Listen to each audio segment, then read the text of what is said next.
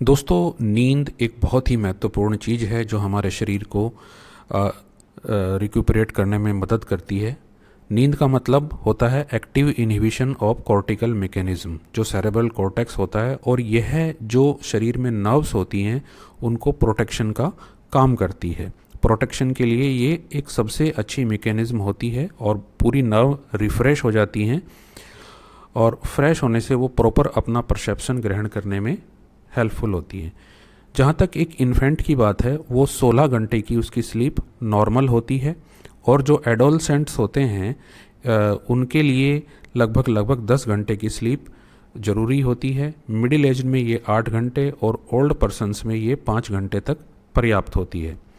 दोस्तों, स्लीप में सबसे पहले जो हमारी वॉलंटरी मोमेंट है, हाथ पैर हिलाने की क्षमता, वो समाप्त होती हैं, और उसके बाद धीरे धीरे जो हमारी सेंसेस हैं उनमें उनका परसेप्शन जो है वो धीरे धीरे कम होता है, लेकिन जो सुनने की शक्ति है वो सबसे लास्ट में जाती है, और आसानी से यदि तेज़ आवाज़ होती है तो इसको वापस इवोक भी किया जा सकता है। यदि आप बहुत तेज़ी से आवाज़ करते हैं तो वो आ जाता है। रेस्पिरेशन स्लोअर हो जाता है, लो बीपी और पल्स यहाँ पे हो जाती है।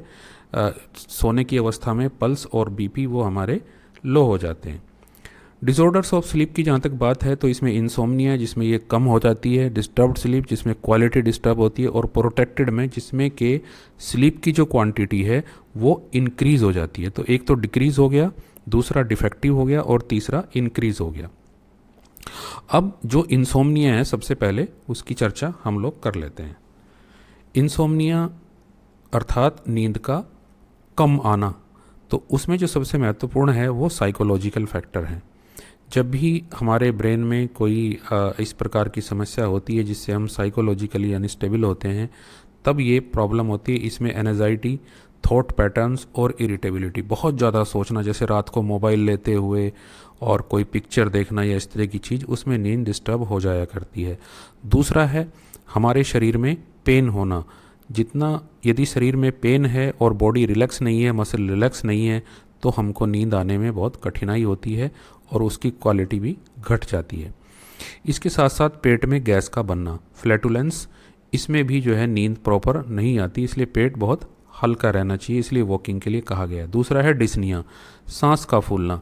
सबसे पहले इसके कार्डिक कॉजेज होते हैं, यानी कि हार्ट से रिलेटेड, जिसमें arrhythmia, heart failure, pericardial disease और बहुत सारी जो हार्ट के कारण से होता है। और दूसरा जो रेस्पिरेटरी डिसऑर्डर्स होते हैं जैसे अस्थमा आदि हैं, उसमें ये देखने को मिलता है।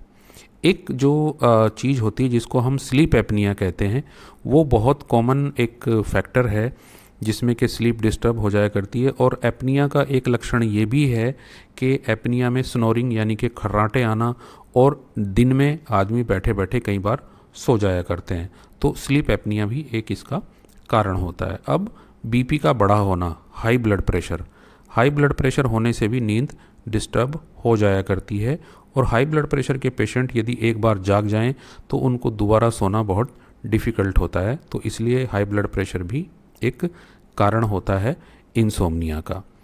इसके बाद नंबर आता है अल्कोहलिज्म।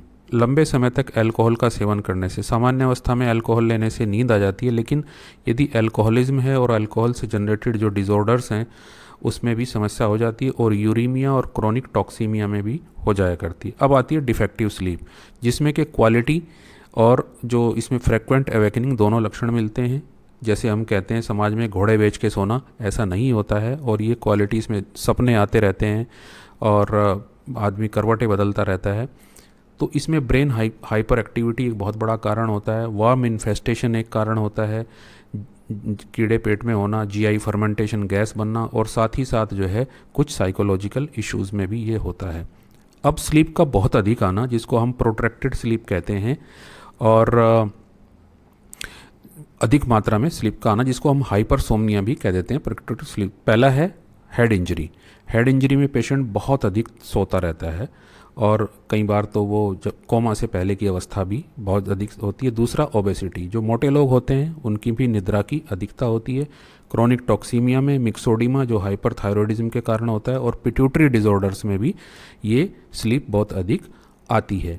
और इसी के साथ साथ इपिलेप्टिक फिट के बाद भी, जब इपिलेप्सी का फिट्स पड़ते हैं, तब भी बहुत अधिक मात्रा में जो स्लीप है वो आ जाती है। तो एपिलेप्टिक फिट के बाद भी नॉर्मली पेशेंट सो जाया करते हैं। तो ये कुछ कारण मैंने बताए। Thank you very much.